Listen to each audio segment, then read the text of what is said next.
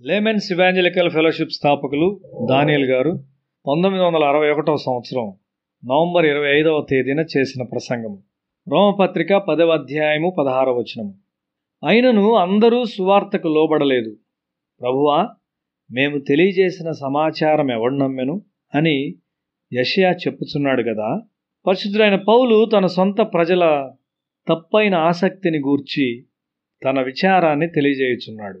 నీవు ఒక కారును చాలా బాగ్గా నడపగలిగి ఉండవచ్చు గాని నీవు వెళ్ళు దిశ తెలియకుండా తప్పైన దిశలో నీవు నడుపుచున్నట్లయితే నీవు నడుపుట వలన లాభమేంటి?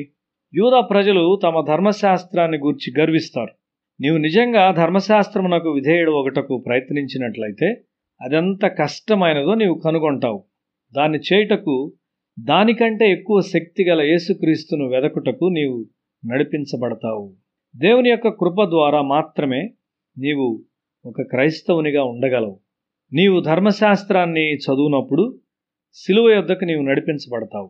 ధర్మశాస్త్రము నీ స్వభావాన్ని త్రవ్వి నీవు ఏమై ఉన్నావో తెలుపుచుండగా సిలువ నిన్ను విమోచిస్తుంది.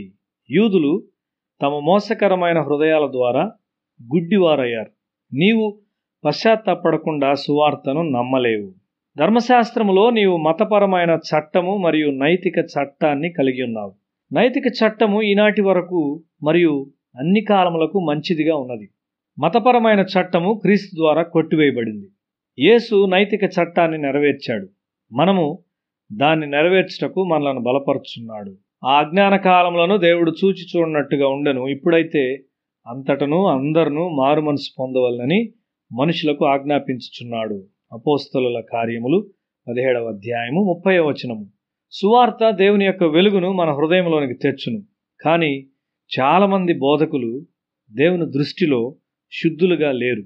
యవనస్తులు వారి ప్రార్థన మెట్టును మరియు విశ్వాసమును సరిగా కాపాడుకొనకపోతే వారు దుష్ట తలంపులను జయించలేరు.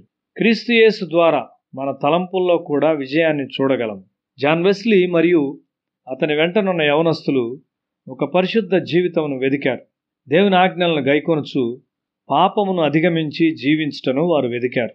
వాటి వలన నీ సేవకుడు హెచ్చరిక నొందును, వాటిని గైకొనుట వలన గొప్ప లాభము కలుగును అని కీర్తనాకారుడు 19వ కీర్తన 11వ వచనములో వ్రాయుచున్నాడు. వారి బహుమానము ఏమై ఉన్నది? వారి పరిచర్య యొక్క బహుమానముగా ఇంగ్లాండ్ దేశమును బలమైన ఉజ్జీవము కదిలించింది. ఎంత గొప్ప బహుమానమిది! సువార్త పాపులైన మనుషులకు విజయాన్ని గూర్చిన వార్తను తెచ్చును. ఆ సువార్త నీ జీవితంలో కలిగించు విజయాన్ని నీవు క్రియారూపకంలో చూడవలసి ఉన్నది. అక్కడ ఏ విధమైన నటన పనిచేయదు. ఆసక్తిగా ఉన్నట్లు కనిపిస్తూ నీవు నీ ఓడిపోయిన జీవితాన్ని కప్పిపుచ్చలేవు. ఎందుకనగా దేవుని వాక్యము సజీవమై బలము గలదై రెండంచులు గల ఎటువంటి ఖడ్గము కంటెను వాడిగా ఉండి ప్రాణాత్మలను కీళ్లను మూలుగను విభజించునంత మట్టుకు దూరుచు హృదయం యొక్క తలంపులను ఆలోచనలను శోధించుచున్నది. హెబ్రీ పత్రిక 4వ అధ్యాయము 12వ వచనము. దేవుని వాక్యమును గూర్చి స్వచ్ఛమైన జ్ఞానము మనకు అవసరం.